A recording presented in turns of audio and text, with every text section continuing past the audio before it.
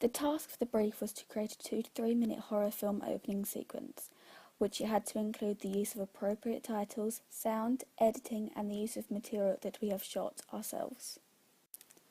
To achieve a high grade, it meant that I would need to spend time watching and analysing opening sequences of horror films and conducting other research relevant to the genre. I found that the subgenre of horror that I was most drawn to was the paranormal subgenre. To ensure that I fulfilled the generic conventions, I focused on the micro elements of the horror genre and analysing real media products, including Scream, Blade, Insidious, The Amityville Horror, and The Woman in Black.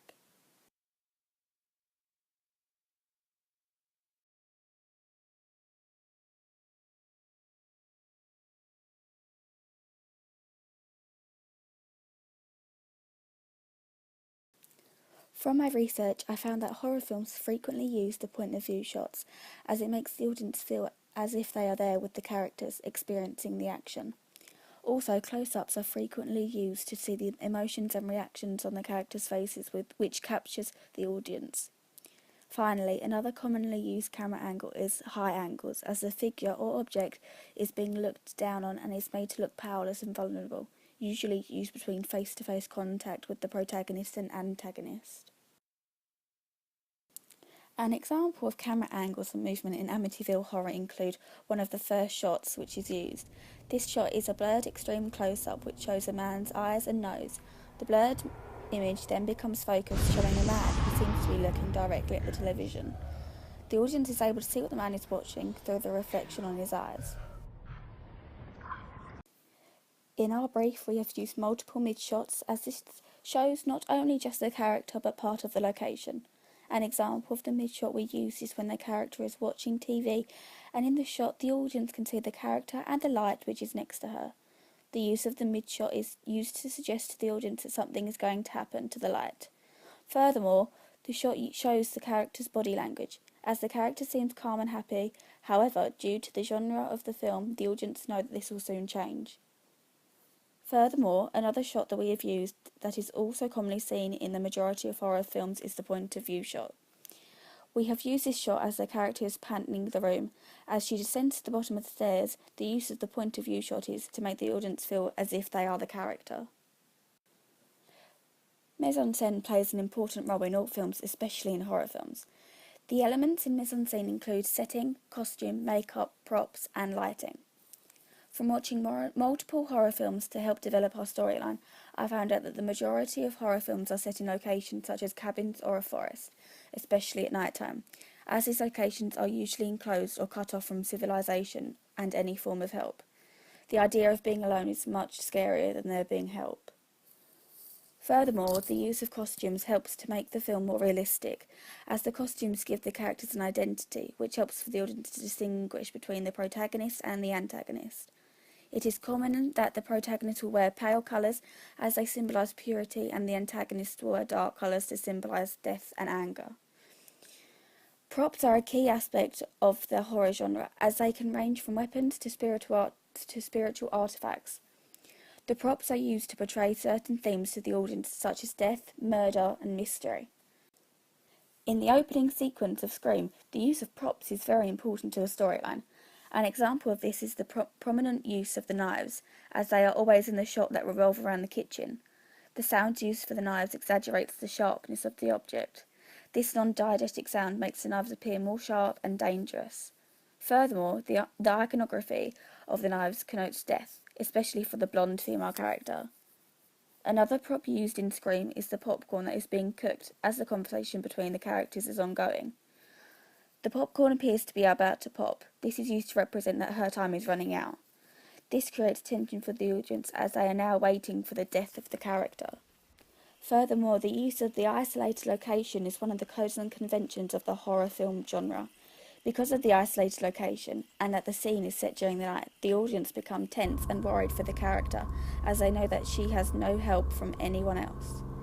Similar to Scream, we use the location of a house, set at night time, as it would create a sense of realism for the audience, which enables them to feel safe and secure like they would in their own home.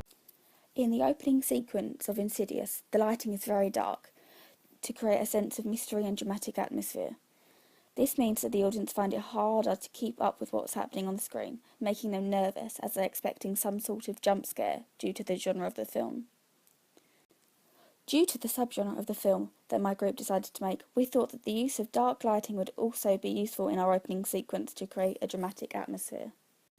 Because the opening sequence is set at night, the characters are all asleep, meaning that their costumes will undoubtedly be pyjamas.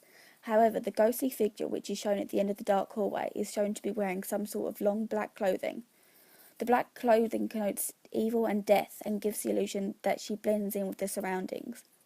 Similarly to Insidious, in our main brief is set at night, so the young girl is wearing red pyjamas, and the entity is wearing the colour black.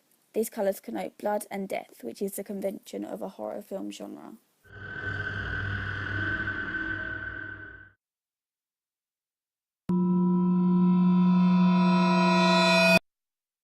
From my research, I found that sound is an important aspect of the horror genre, as it helps the film to create a specific mood for the scene.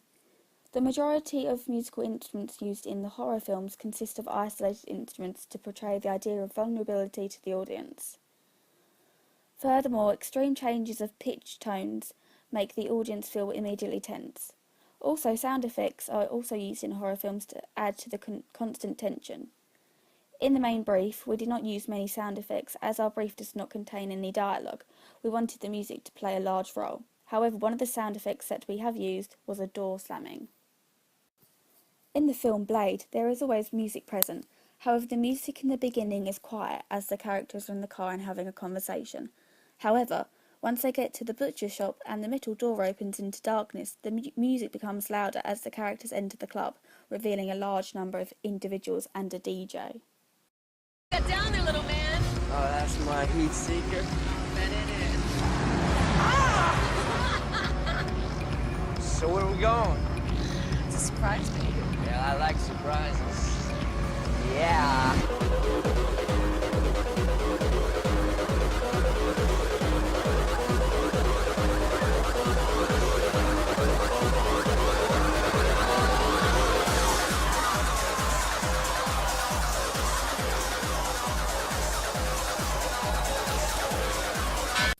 Another example of sound in a horror film is in Amityville Horror. The sound of the bullets being placed into the gun has been edited to be louder, to show the importance of the weapon, and whilst this is ongoing, the sound of lightning is heard. This suggests danger and threat. Also in Amityville Horror, as the character then walks up the stairs, you can hear the creaking of the stairs, which is the convention of horror films with haunted houses.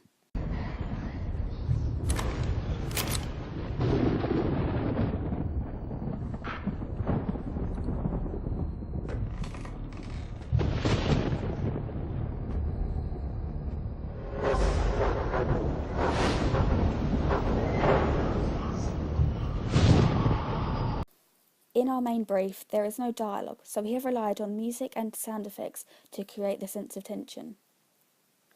Similarly to Blade, the music starts off quiet, and as the film comes closer to reaching the climax, the music then becomes louder, whilst at the same time creating mystery and tension for the audience. Also, we have used a couple of sound effects which include door slams and news reports on the murder of the family. This brutal killing took place while the family was gathered at home on a Sunday afternoon. There was another family shot to death in the same state last month, and in December last year, a man used a rifle and meat cleaver to murder his entire family. Finally, I researched editing techniques, especially ones used in horror films. From my research, I found that horror films use transitions more than any other genres. Usually, these transitions fade to a black screen to give a sense of mystery and darkness. Furthermore, splicing is used in many horror films as it consists of fast-paced shots that have been edited together to create the sense of fear and tension. Amityville Horror has a montage editing, which includes photos, videos of the case study revolving around the events of the family murder. I like the idea of using the montage of clips, so for the opening sequence of Entity, we have also used a similar idea, also revolving around a family murder.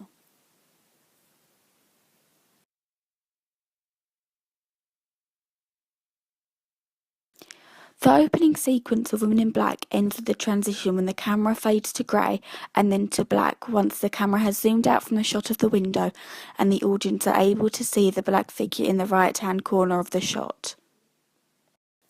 The opening sequence of Insidious has been edited to have a dark black and white effect. This creates the idea that what the audience is watching is not necessarily reality, but it could be a dream or a flashback. However, at the end of the opening sequence, it fades into colour. An example of editing in my main brief is of Match on Action when the character opens the door from inside the bedroom and then the shot changes to the door opening from the other side and the character walks through. Although the opening sequence of Scream and Amityville Horror does not contain any credits, most horror films usually do include credits before the opening sequence has ended. However, we have used credits as it was one of the requirements for the coursework. The font of the credits is the same for the title of the film and the names of those involved. Furthermore, the credits have transitions edited to them as the credits fade on and off onto a black screen to give a sense of mystery and darkness.